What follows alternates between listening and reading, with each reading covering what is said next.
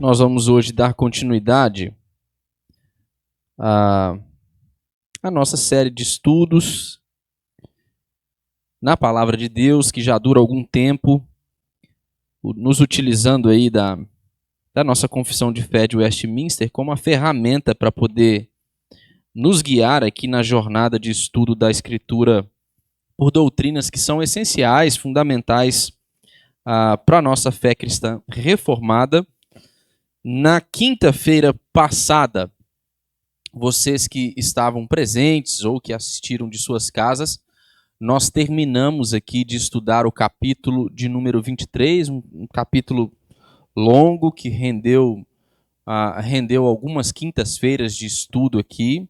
Nós estivemos estudando no capítulo 23 acerca do magistrado civil, e hoje nós vamos dar início a um novo assunto. Nós vamos falar sobre o matrimônio e o divórcio, que são o tema do capítulo de número 24 da Confissão de Fé de Westminster. Hoje nós iremos, então, introduzir esse capítulo. Vou me esforçar para poder tratar com vocês acerca dos 3 primeiros parágrafos do capítulo 24, mas a gente sempre segue aquela dinâmica, né? A gente vai estudando, gastando tempo, refletindo, lendo os textos bíblicos para termos uma compreensão correta acerca desses temas. Se o tempo se for aí, a gente para e prossegue na semana seguinte. Tá ok? Então nós vamos ler, como eu gosto de fazer com os irmãos, como eu tenho o costume de fazer, nós vamos ler os 3 parágrafos e depois nós vamos retomar a leitura deles à medida que a gente for discutindo sobre os assuntos, tá bom? Então diz assim o parágrafo de número 1. O casamento deve ser entre um homem e uma mulher. Ao homem não é lícito ter mais de uma mulher, nem à mulher mais de um marido ao mesmo tempo. Segundo parágrafo. O matrimônio foi ordenado para o mútuo auxílio de marido e mulher, para a propagação da raça humana por uma sucessão legítima e da igreja por uma semente santa, e para impedir a impureza. Terceiro parágrafo. A todos os que são capazes de dar um consentimento ajuizado, é lícito casar, mas é dever dos cristãos casar somente no Senhor. Portanto, os que professam a verdadeira religião reformada não devem casar-se com infiéis, papistas ou outros idólatras. Nem devem os piedosos prender-se desigualmente pelo jugo do casamento aos que são notoriamente ímpios em suas vidas ou que mantêm heresias perniciosas. Então, a nossa tarefa aqui hoje, através desses 3 parágrafos, é pensar um pouco a respeito da natureza, do propósito e dos limites que a Escritura estabelece para o matrimônio cristão, para o casamento do povo de Deus. E assim, esse é um tema muito oportuno, porque lógico que não é uma questão de agora, ela já tem algum tempo, mas na nossa sociedade contemporânea, nós estamos constantemente passando pelo enfrentamento de sugestões de redefinição do matrimônio, né? Então, hoje em dia nós estamos lidando com questões, por exemplo, como a defesa do casamento entre pessoas do mesmo gênero. Essa talvez seja a questão que nós lidamos com ela assim, com maior frequência, mas hoje em dia tem de tudo um pouco, né? Tem gente casando consigo mesmo, casando com um animal de estimação. Então existem propostas diversas de redefinição do casamento, e nós então precisamos retomar, refletir sobre aquele que é o fundamento da Escritura e o fundamento bíblico confessional nosso também, da nossa tradição, a respeito do matrimônio. Então, esse capítulo de 24 vai oferecer para a gente uma síntese a respeito destes temas que tratam de matrimônio e de divórcio. E a gente vai ver em especial, que o casamento ele não se trata simplesmente de um contrato civil. Nós não casamos somente para estabelecermos algum tipo de contrato civil com uma outra pessoa. Não se trata apenas de uma convenção social. Nós, cristãos, nos casamos porque temos a correta compreensão de que essa é uma ordenança divina. Nós sabemos que o casamento ele tem implicações espirituais, o casamento tem implicações morais, o matrimônio tem implicações até mesmo eclesiológicas, é o que a gente vai ver, por exemplo, no parágrafo 3º que nós lemos. Então, a análise desses 3 primeiros parágrafos que eu me proponho a fazer com os irmãos aqui hoje, vai fornecer para a gente uma compreensão bíblica sobre, primeiro, a natureza exclusiva do casamento. Que natureza exclusiva é essa? O casamento, ele trata-se de uma monogamia heterossexual. Nós vamos ver que é isso que a Escritura ensina. Nós vamos ver também aqueles que são os fins ordenados por Deus para o casamento. E vamos ver os limites e as exigências quanto às pessoas que podem contrair o matrimônio. Tá ok? Em primeiro lugar, nós vamos ver, então, o casamento como essa união monogâmica e heterossexual. Então vamos observar de novo aí o primeiro parágrafo, antes de passarmos aos textos bíblicos. O primeiro parágrafo do capítulo 24 diz que o casamento deve ser entre um homem e uma mulher. Ao homem não é lícito ter mais de uma mulher, nem à mulher mais de um marido ao mesmo tempo. E veja só, a Escritura está recheada de exemplos, especialmente no Antigo Testamento, de relações entre membros do povo de Deus na Antiga Aliança que não respeitavam esta normatividade monogâmica do casamento. E algumas pessoas, nessa tentativa de redefinir, né, o matrimônio, às vezes alguns cristãos mesmos apelam para exemplos dessa natureza para poder advogar em algum tipo de redefinição quanto ao matrimônio ou mesmo quanto à questão do divórcio. Mas a gente vai ver que o que está na origem desta ordem expressa de Deus na Escritura a respeito do casamento como uma monogamia heterossexual é a normatividade criacional. Deus estabeleceu isso como sendo um princípio já na sua criação. Então, é claro, nós enfrentamos e vimos ao longo da história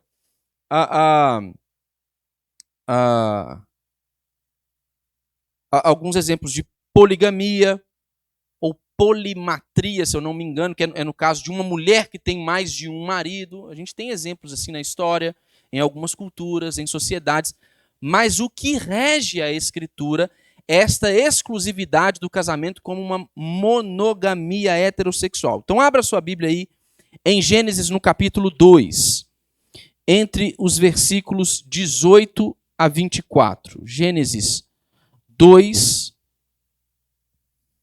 18 a 24.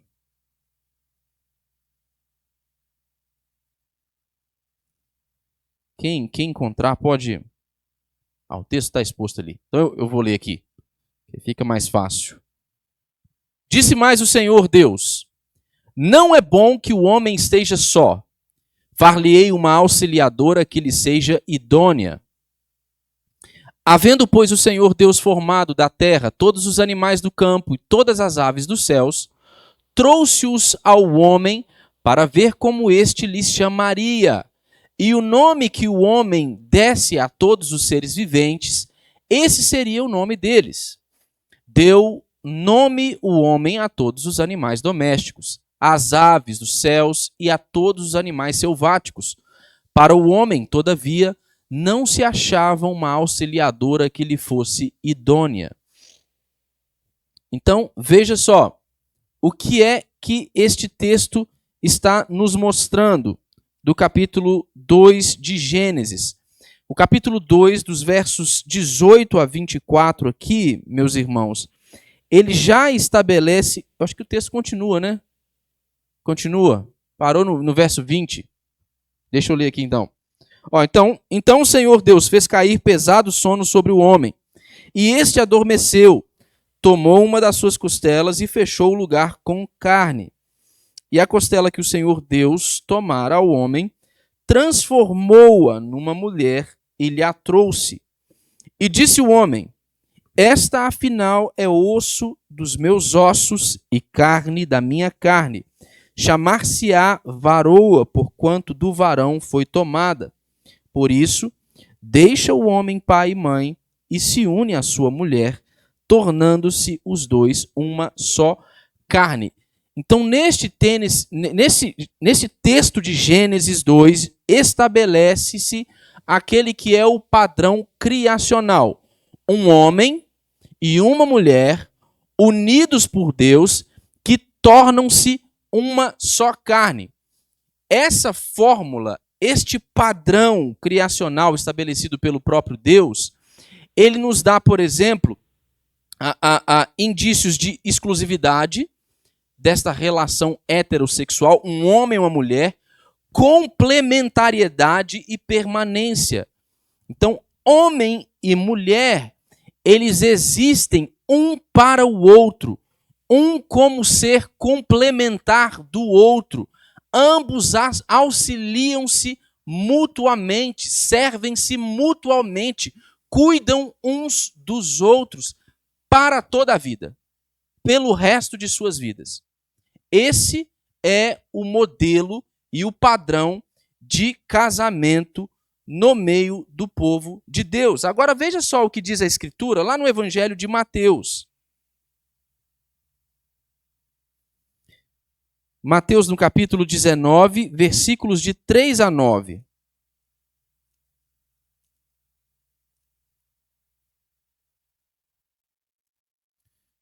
Quem quiser ler aí, pode ler para a gente. Mateus 19, 3 a 9.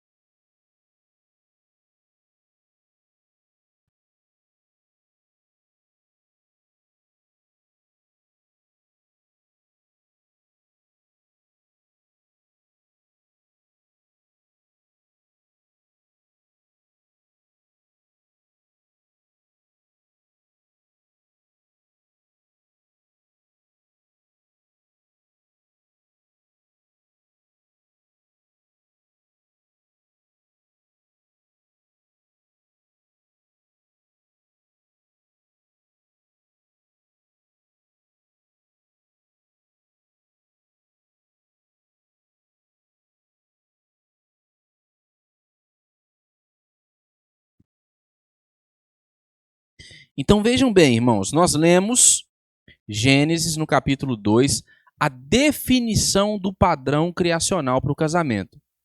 E o que está acontecendo aqui quando Jesus responde a estes fariseus? Qual é o cenário em que Jesus ele tem essa discussão acerca do divórcio com os fariseus?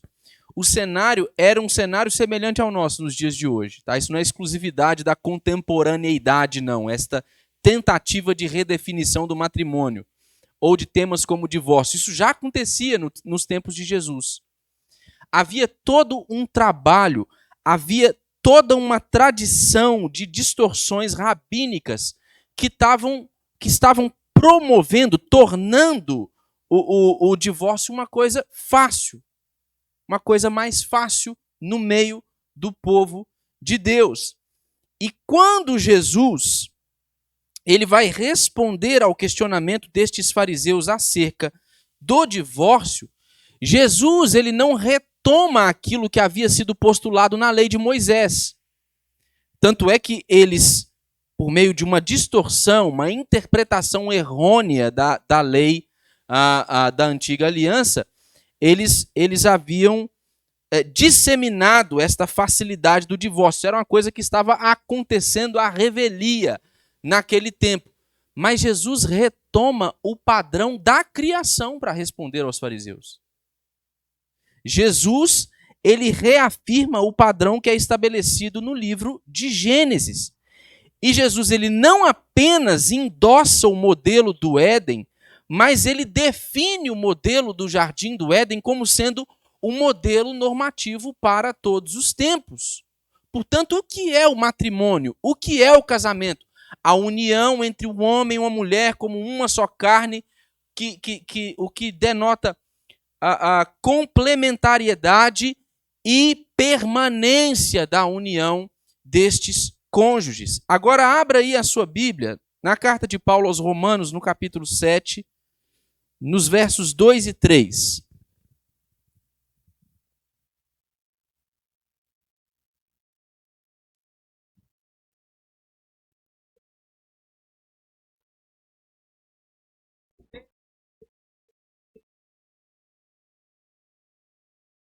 Morte que será considerada adúltera se vivendo ainda o marido, isso com outro homem. Porém, se morrer o marido, estará livre da lei e não será adúltera se contrair novas núpcias. Agora coloque aí para mim texto da primeira carta de Paulo a Timóteo, capítulo de número 3, verso 2.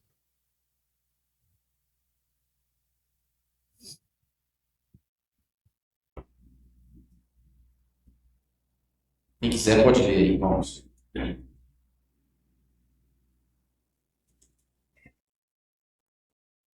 Eu disse que seja que deve ter exemplo, esposo de uma só mulher, temperante, sóbrio, modesto, hospitaleiro, apto para ensinar.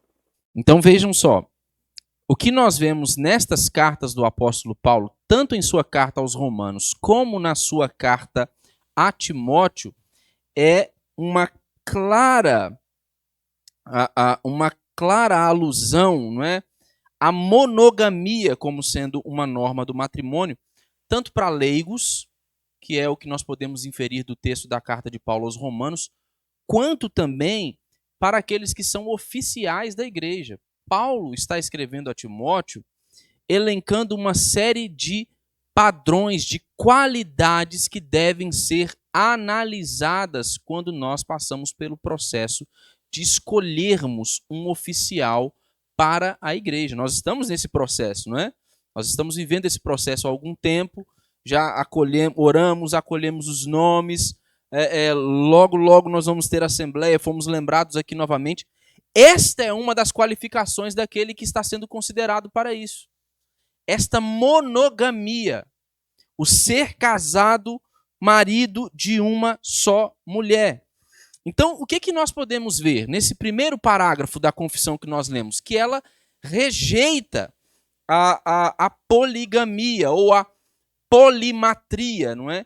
Por que a confissão de fé rejeita? Porque a Escritura rejeita. Porque, em última análise, é a palavra de Deus que define a monogamia como sendo o padrão para o matrimônio.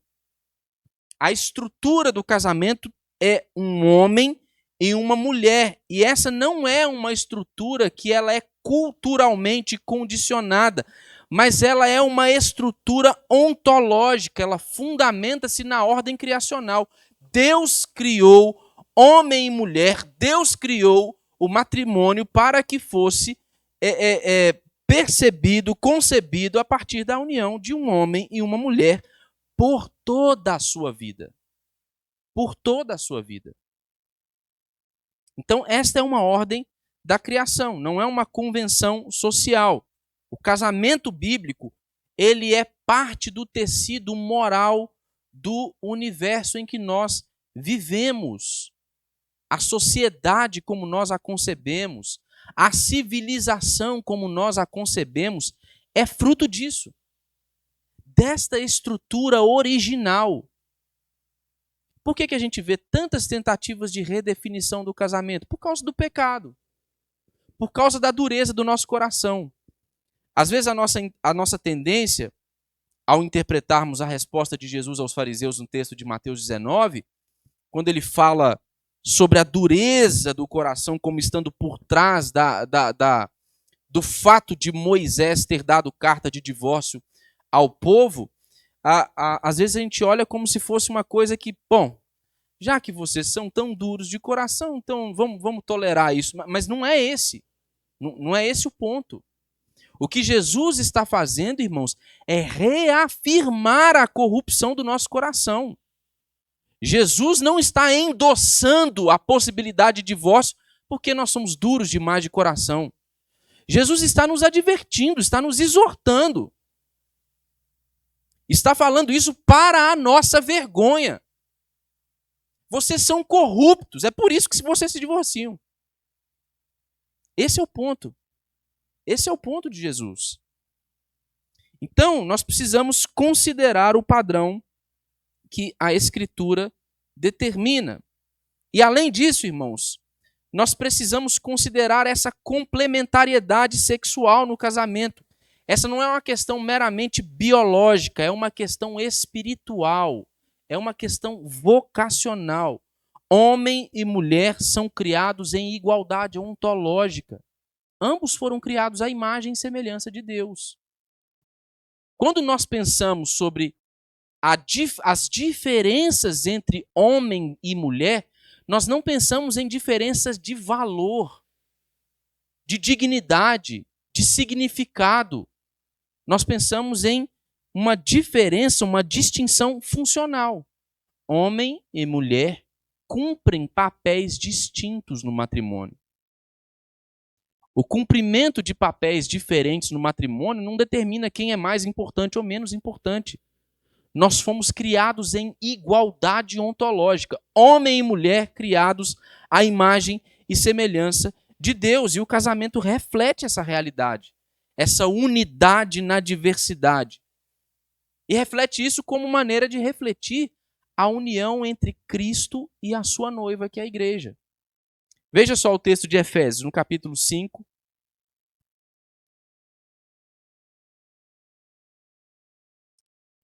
Efésios 5, versos 22 a 32. Eu vou ler esse texto aqui porque ele é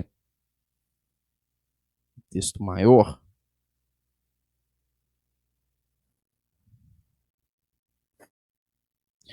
As mulheres sejam submissas ao seu próprio marido como ao Senhor.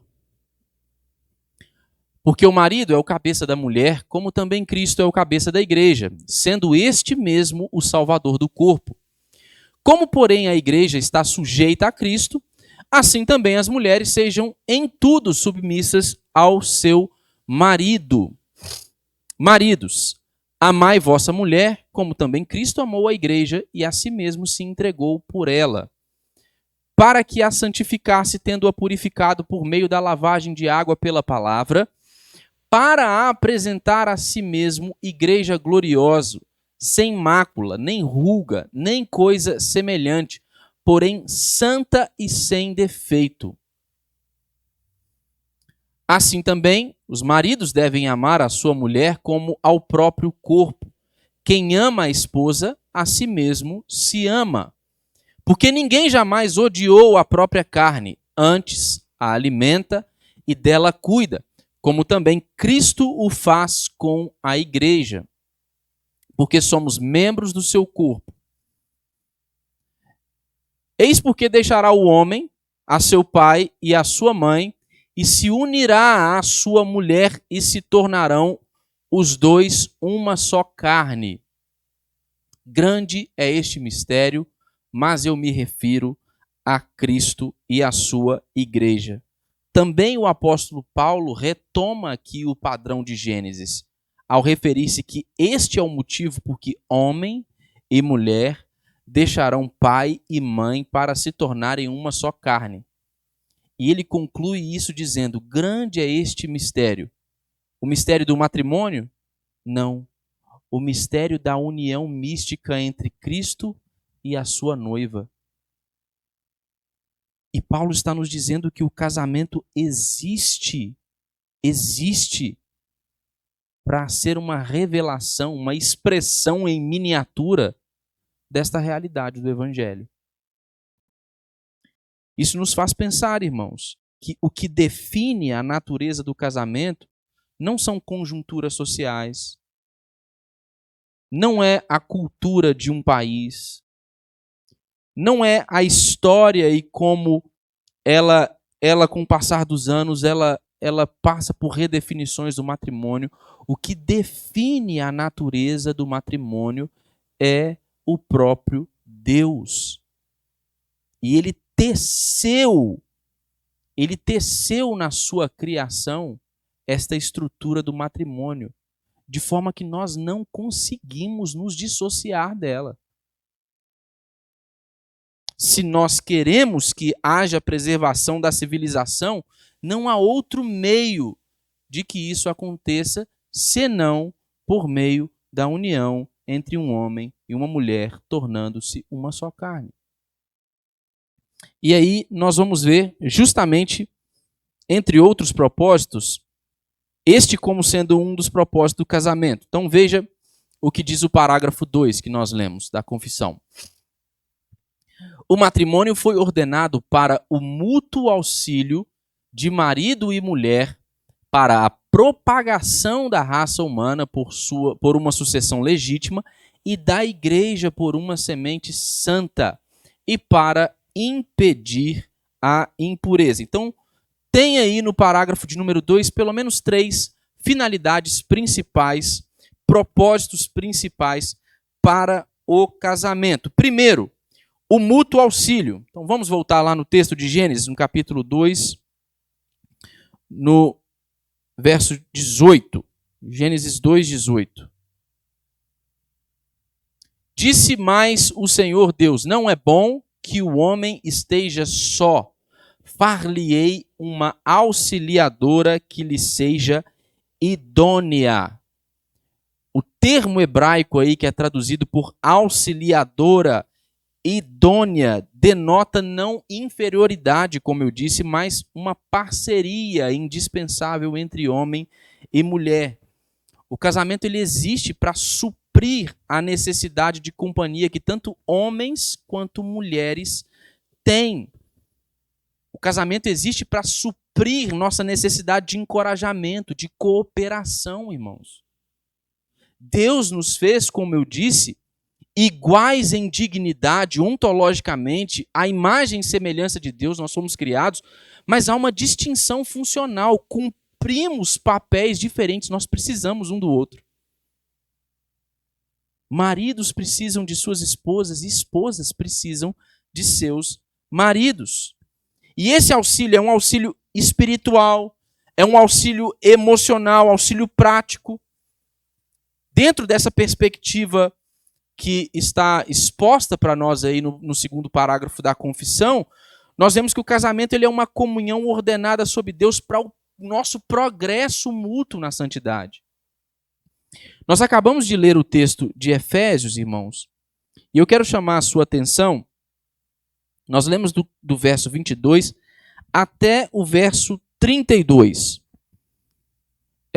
Nas nossas próprias Bíblias, se você abrir sua Bíblia aí, você vai ver que existem aquelas divisões do que nós chamamos de perícopes, né? As seções da Bíblia. Essas divisões não são inspiradas, tá, irmãos? São alguns recortes do texto que são feitos por estudiosos. E aí, comumente, em nossas Bíblias, independente da versão, o que nós temos é uma divisão que parte do versículo de número 22 em diante, né, até o verso 33, quando a gente vai ver Paulo escrevendo aos Efésios falando sobre casamento. Mais estudiosos do texto original vão dizer que nós deveríamos interpretar este texto à luz do que já vinha sendo dito pelo apóstolo Paulo durante toda a sua carta, especificamente na seção imediatamente anterior ao momento em que ele começa a falar sobre o papel de homens e mulheres dentro do matrimônio.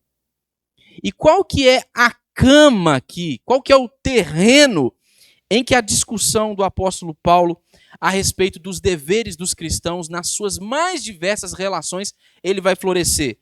Está no verso 21. Ele diz assim: sujeitando-vos uns aos outros no temor do Senhor. Paulo vai falar sobre os papéis de marido e mulher, sobre relação de filhos e pais, sobre relação de empregados e patrões. E o terreno em que estas relações devem ser interpretadas é o que está exposto no versículo 21. É esta mútua sujeição. Nós nos sujeitamos mutuamente uns aos outros. Então veja só, não é somente a mulher que se sujeita ao seu marido, no cumprimento do seu papel de respeitar o seu marido, de aceitar a liderança do seu marido, a mulher sujeita-se ao seu marido. Mas homens, maridos, também sujeitam-se às suas esposas quando eles amam suas esposas sacrificialmente. Por isso que nós falamos deste auxílio mútuo, não é? O casamento existe para o nosso progresso mútuo na santidade. Nós complementamos uns aos outros. Nós abençoamos uns aos outros. Não é? Nós ajudamos uns aos outros porque cada um de nós carrega algo que o outro não tem. Isso é uma bênção. Deus trabalha dessa maneira. Não é? Isso é algo belo que nós devemos apreciar. Uma outra finalidade do casamento que está destacada aí no segundo parágrafo é a procriação legítima, né? É o fruto legítimo da união entre o homem e a mulher, mas também a procriação por meio de uma semente piedosa. Vamos lá em Gênesis, no primeiro capítulo de Gênesis, no versículo 28. Gênesis 1, 28.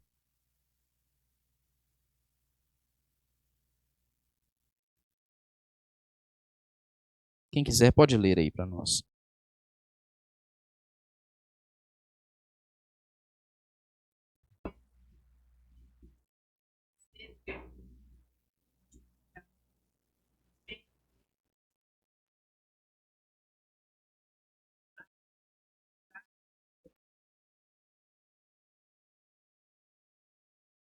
Agora coloque aí para mim o texto de Malaquias, no capítulo de número 2, no versículo 15.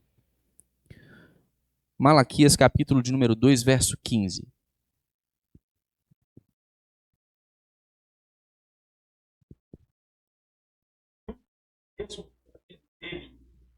Espírito, que somente um, ele buscava a descendência herdeira. Portanto, dai nós mesmos, que quem seja fiel para aguentar a mulher, a sua vontade. O que esses dois textos lidos juntos nos ensinam a respeito daquilo que defende o segundo parágrafo da Confissão de Fé de Westminster? O que eles lidos juntos nos ensinam é que a reprodução humana não é simplesmente fruto de um ato natural, não é só o fim natural de nossas relações conjugais, mas ela é um fim teológico também. O casamento, ele provê, irmãos, o contexto legítimo para que nós geremos filhos e para que criemos estes filhos na fé. O ideal é que todos os nossos filhos sejam instruídos no temor do Senhor, fortalecendo a igreja, a sociedade em que eles estão inseridos.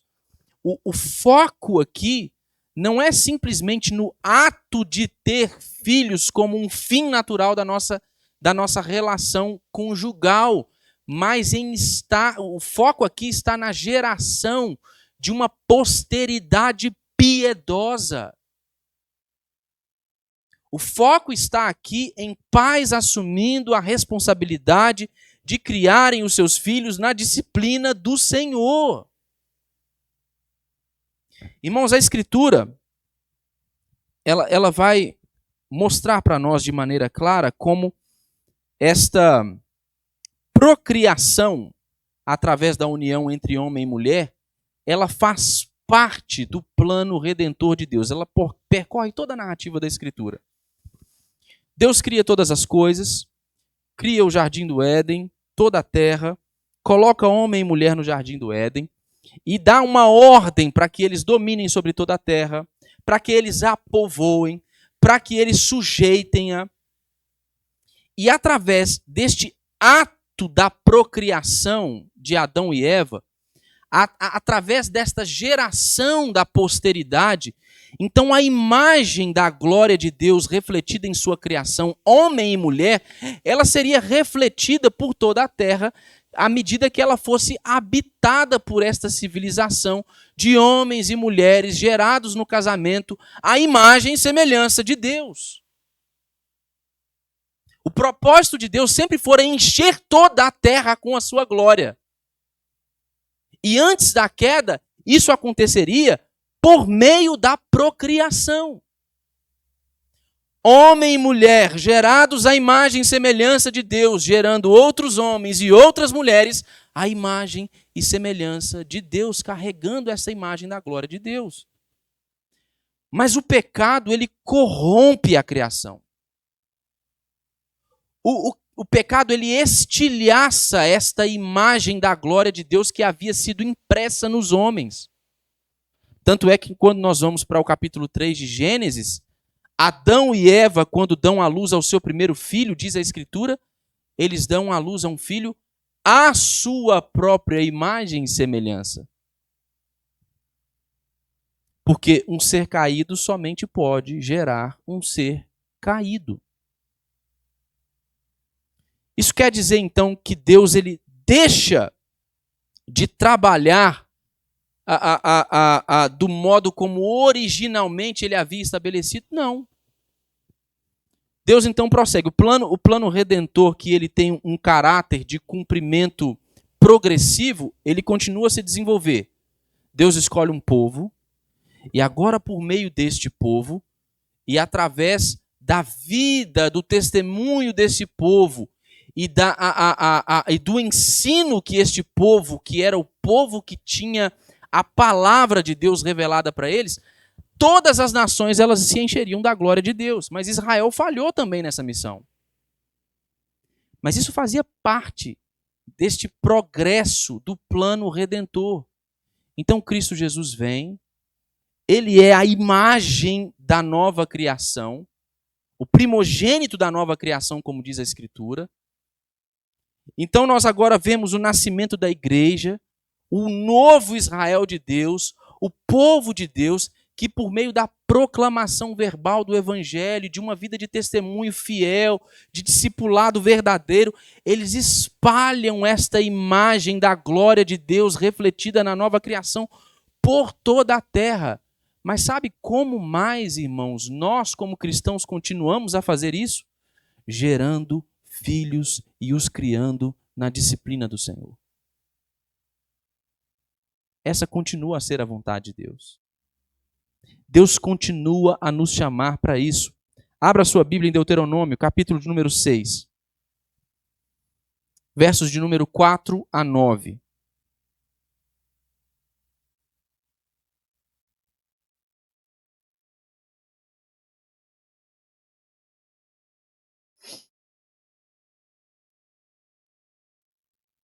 Quem quiser pode ler para a gente.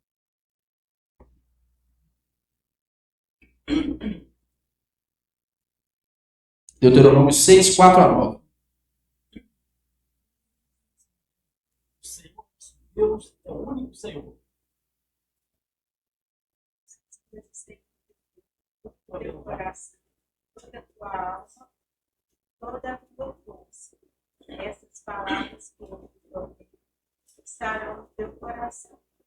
Tu as inculcarás a teus filhos, e delas falarás assentado na tua casa e andando pelo caminho, e ao deitar-te e ao levantar. Também as atarás por sinal do teu nome, te serão por frontal entre os olhos, e as escreverás nos umbrais de tua casa, nos teus portas. Vejam, irmãos, nós que somos casados, nós que somos pais, a Escritura nos chama a atenção para essa responsabilidade quando nós pensamos acerca desta que é uma das finalidades do casamento, não a única, mas uma das, e uma importante finalidade do casamento. Nós temos uma enorme responsabilidade diante de Deus no que diz respeito à criação dos nossos filhos. Eles não são nossos. O Senhor vai nos pedir contas, irmãos, a respeito de como nós ensinamos nossas crianças, de como nós os instruímos. Nós vivemos um movimento de terceirização desta responsabilidade dos pais em nossa sociedade. Eu tenho dito isso algumas vezes, eu sou um pai novo ainda, entendendo todos os desafios familiares de criar um filho, mas eu tenho compreensão clara a respeito dessa responsabilidade e muito temor diante de Deus. Por isso que eu recorro à graça do Senhor. Eu não posso ajudar a Helena. O meu esforço por educá-la não vai fazer com que a Helena ame ao Senhor. Eu não posso redimir a Helena e a Maria. Eu não vou fazer isso, irmãos. Eu preciso de Jesus e da graça de Deus. Mas eu não posso também abdicar da minha responsabilidade. Deus nos chama como participantes desse trabalho. E Ele irá nos cobrar, Ele irá nos pedir contas. Nós queremos filhos cristãos e delegamos, então, a responsabilidade pelo ensino dos nossos filhos à igreja. Nós queremos bons cidadãos na sociedade, então nós procuramos uma boa escola, queremos que eles se formem e tenham uma boa profissão. Irmãos, esta responsabilidade da educação é uma responsabilidade dos pais. Nós temos parceiros ao longo desse processo, mas essa responsabilidade é nossa. Essa responsabilidade é nossa. E a ordem do Senhor é que nós inculquemos nos nossos filhos a palavra do Senhor. Nós sejamos intencionais no ensino de nossos filhos, na disciplina do Senhor. Irmãos, ao fazermos isso, nós podemos descansar na promessa do Senhor, de que aqueles que criam os seus filhos no caminho do Senhor, os seus filhos, quando crescerem, quando envelhecerem, eles jamais vão se esquecer deles. Isso não tem a ver com o nosso trabalho não, tá, irmãos? Essa promessa tem a ver com o trabalho de Deus, com a graça de Deus na criação dos filhos. Mas nós temos um papel importante a ser cumprido. Uma terceira finalidade, irmãos, é a preservação da pureza.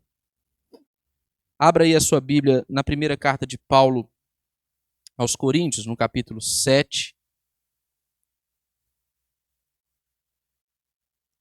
Primeira carta de Paulo aos Coríntios, capítulo de número 7.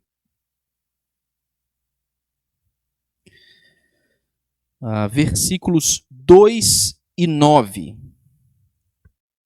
Primeiro aos Coríntios, capítulo 7, verso 2 e verso 9. Quem tiver encontrado pode ler para a gente.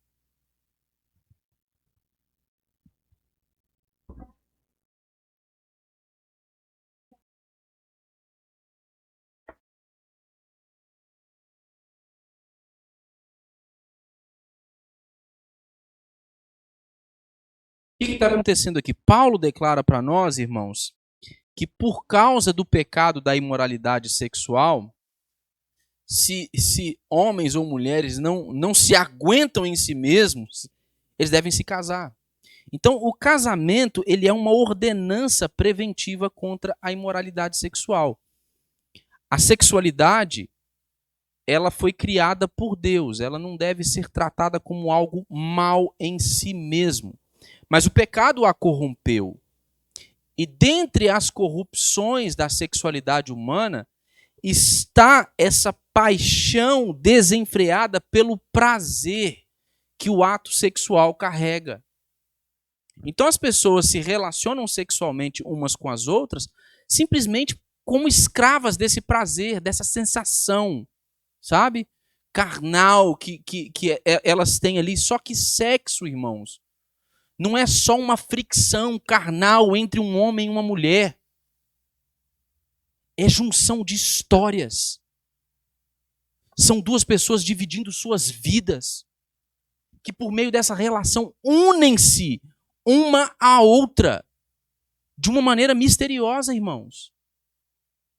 E a Escritura está nos ensinando que o casamento é o ambiente seguro para o desenvolvimento da nossa sexualidade. É o ambiente seguro para que as relações sexuais elas aconteçam e para que nós as experimentemos de fato como fonte de prazer no Senhor. Então, o casamento, a sexualidade dentro do casamento, ela é uma sexualidade redimida, santificada. O leito conjugal ele é sem mácula quando ele é vivido em fidelidade e temor de Deus. A nossa era contemporânea, os dias que nós vivemos, são dias em que as pessoas são altamente sexualizadas. Nossas crianças são sexualizadas, irmãos. Nós vivemos em uma sociedade pornificada. Nós precisamos nos ater às palavras do Senhor, especialmente no que diz respeito ao matrimônio, para que nós enxerguemos o casamento como sendo esse ambiente seguro para o desenvolvimento da sexualidade, para a preservação da pureza sexual, irmãos. É isso que a Escritura nos ensina. E nenhum desses propósitos ou finalidade, eles estão em tensão entre si. Todos eles são complementares, porque o casamento ele visa a comunhão, a missão e a santificação do povo de Deus.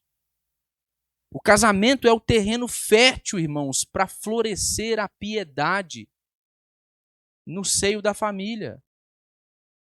Nós precisamos considerar o casamento com olhos vivos, com um olhar de fé sobre o matrimônio, que seja pautado e fundamentado na Escritura e não nas nossas opiniões ou nas nossas impressões ou achismos a respeito do casamento. O casamento é aquilo que Deus diz que ele é, não o que nós achamos que ele é. Em último lugar, vou correr aqui para a gente terminar com o parágrafo 3, mas não vou lê-lo todo. O assunto do terceiro parágrafo é quem pode casar-se legitimamente. Tem alguns pontos centrais aqui. 3 pontos centrais. O primeiro ponto é a capacidade de consentimento. A todos os que são capazes de dar um consentimento ajuizado, é lícito casar. Então, o casamento, o texto da confissão estabelece, deve ser voluntário. Ele deve ser baseado em entendimento e consentimento mútuo entre homem e mulher. Então, o texto, como nós o lemos do parágrafo da confissão, ele rejeita tanto o casamento forçado quanto casamentos infantis, como acontece em algumas culturas, né?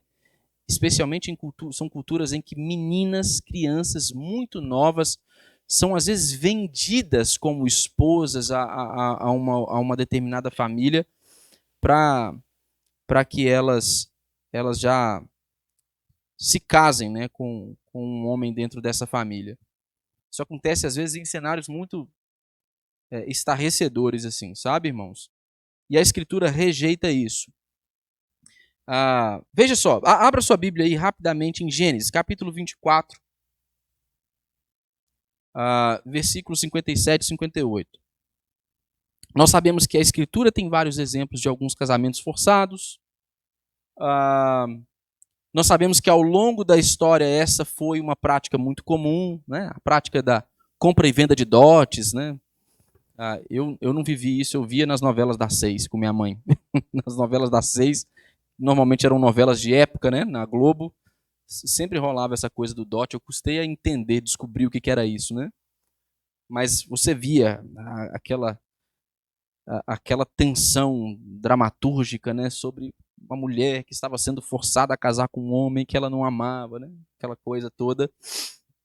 E a gente sabe que essas coisas de fato existiram, mas veja o que diz o texto do capítulo 24 de Gênesis, nos versos 57 e 58. Disseram: chamemos a moça e ouçamo-la pessoalmente. Chamaram, pois, a Rebeca e lhe perguntaram: queres ir com este homem?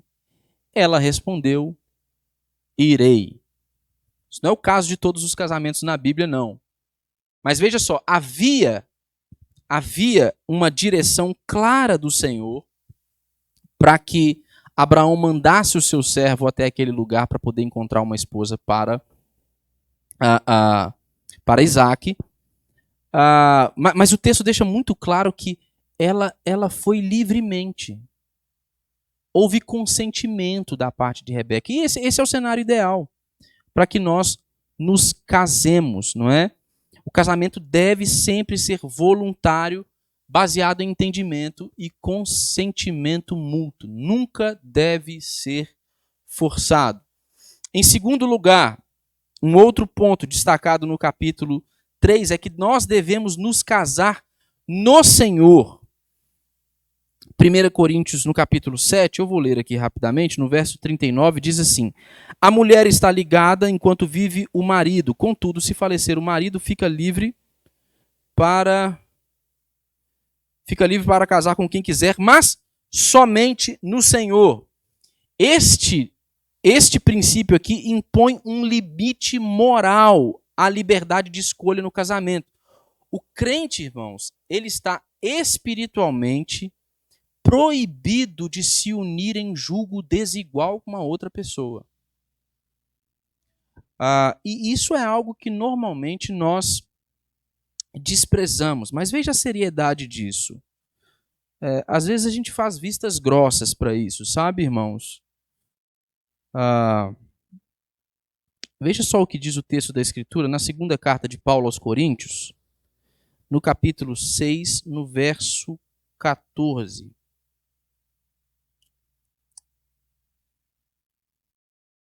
Diz assim: não vos ponhais em julgo desigual com os incrédulos, porquanto que sociedade pode haver entre a justiça e a iniquidade?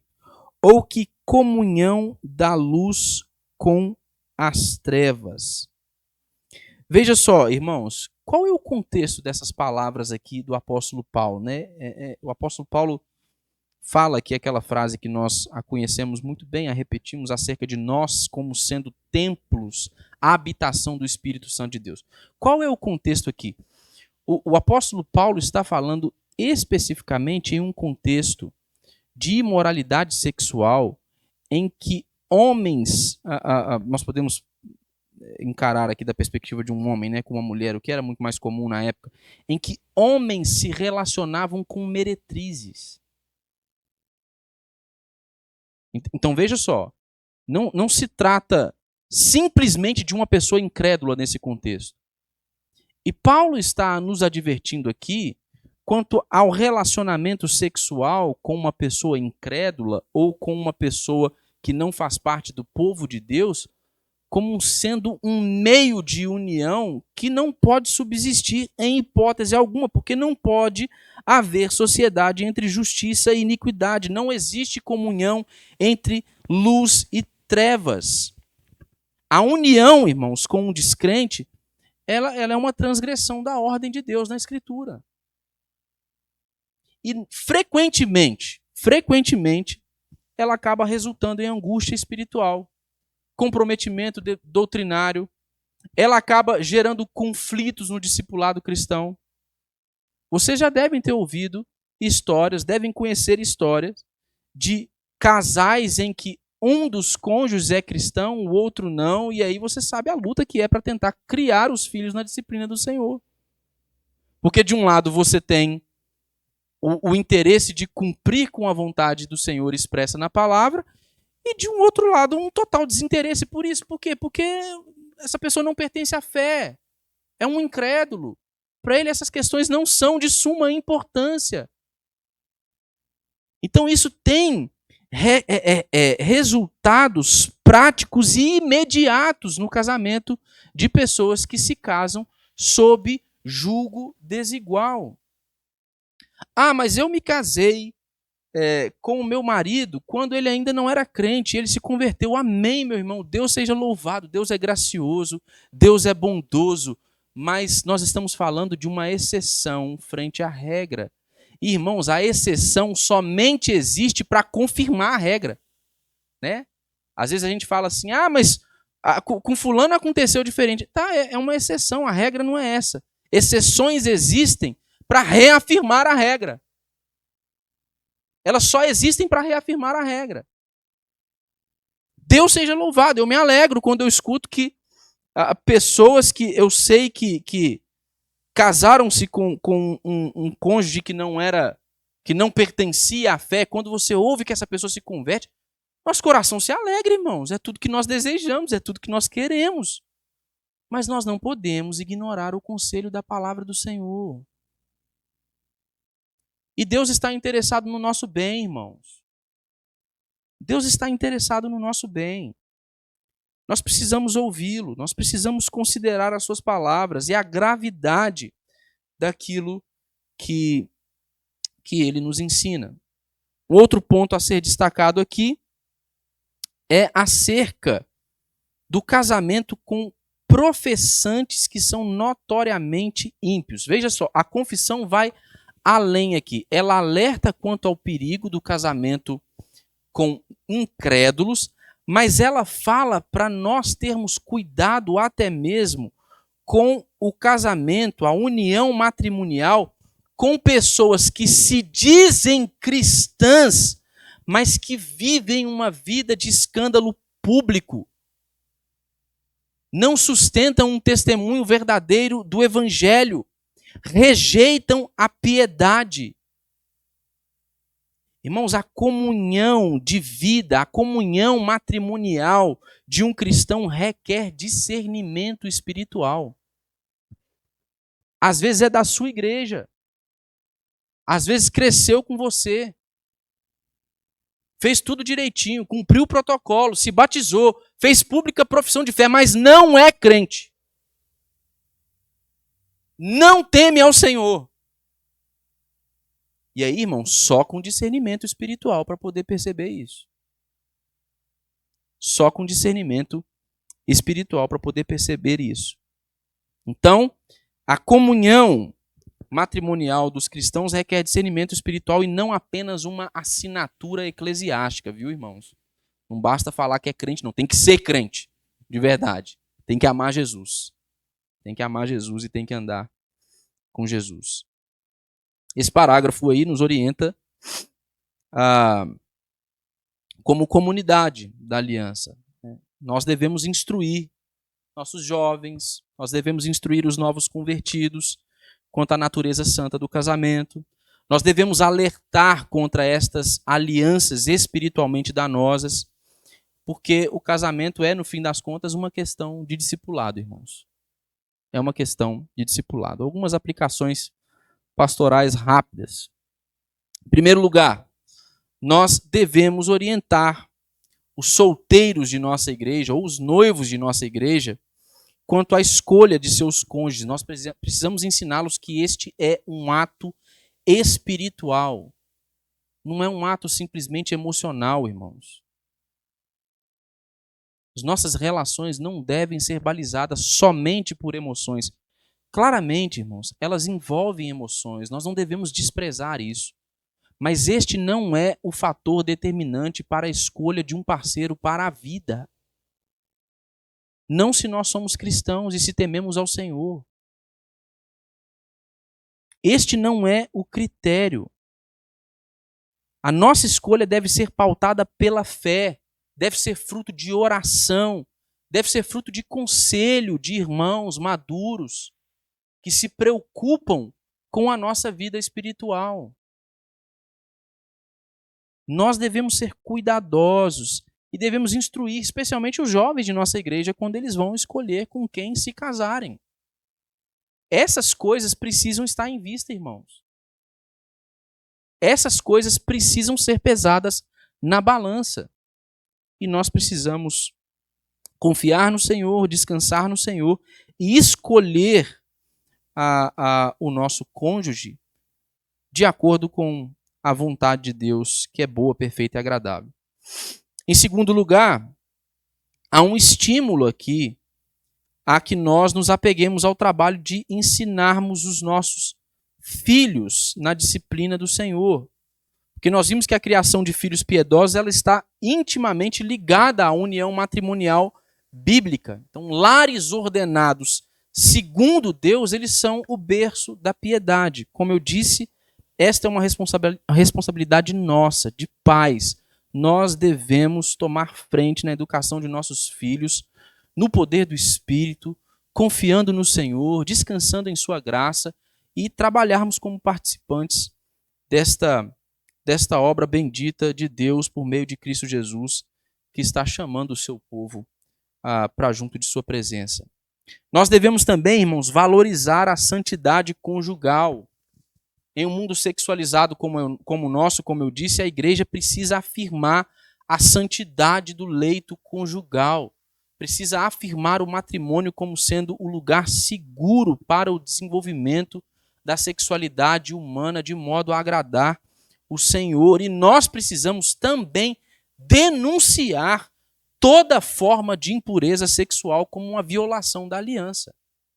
Nós precisamos fazer isso. Nós precisamos assumir esses compromissos. E, em último lugar, nós precisamos considerar, irmãos, que a igreja deve cuidar pastoralmente, não só dos solteiros, mas deve orientar com sabedoria aqueles que se preparam para casar, deve cuidar daqueles que estão casados de pouco tempo ou que já se casaram há muito tempo. E quando necessário, irmãos, quando necessário, nós devemos até mesmo exercer disciplina eclesiástica quanto a questões que envolvem algum tipo de união imprópria entre um membro do povo de Deus e um incrédulo. É nosso dever. O Senhor nos chama a fazermos isso. Porque o casamento não é apenas um arranjo moral ou social, mas o casamento, irmãos, é um mistério revelado, é o mistério do Evangelho, é o mistério da união de Cristo com a sua igreja. É para isso que nós nos casamos. Nós nos casamos para a glória de Deus e para o testemunho do Evangelho. Amém? Alguém quer falar algo? Quer perguntar algo? Abel, o Romilson está levando o microfone aí, para que os nossos irmãos que nos assistem em casa, eles possam ouvi-lo. Então, só 2 pontos que eu gostaria de fazer uma consideração. Sim. No 2º parágrafo, quando se fala da ajuda mútua no casamento, que muitas das vezes nós temos visto assim uma deturpação disso, uma inversão de valores. Aí a esposa assume a liderança e o marido assume a liderança do lar e fica aquela coisa meio confusa, né? Me parece que tem acontecido isso e que nós precisamos estar atentos para essa realidade também. E o outro ponto é com relação à procriação, né? Também do 2º parágrafo, que deve existir no casamento. Hoje nós estamos vivendo dias em que os casais não querem ter filhos, arrumam um cachorrinho, uma cachorrinha, e não tem filhos, né, com isso. E a gente vê que a população mundial está decrescendo. Segundo informações, no Japão, isso já é visível. O casamento homoafetivo não tem geração de filhos, então isso tem sido... os jovens lá têm usado isso com frequência. No nosso país nós tivemos um decréscimo de população também, né?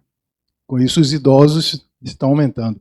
Mas é uma coisa que é preciso que a gente esteja atento para essa realidade e fazer uma publicação com relação a isso no seio da igreja. A ordem é crescei-vos e multiplicai-vos. Foi a ordem que foi dada aos nossos primeiros pais, né? Verdade, Abel. É verdade.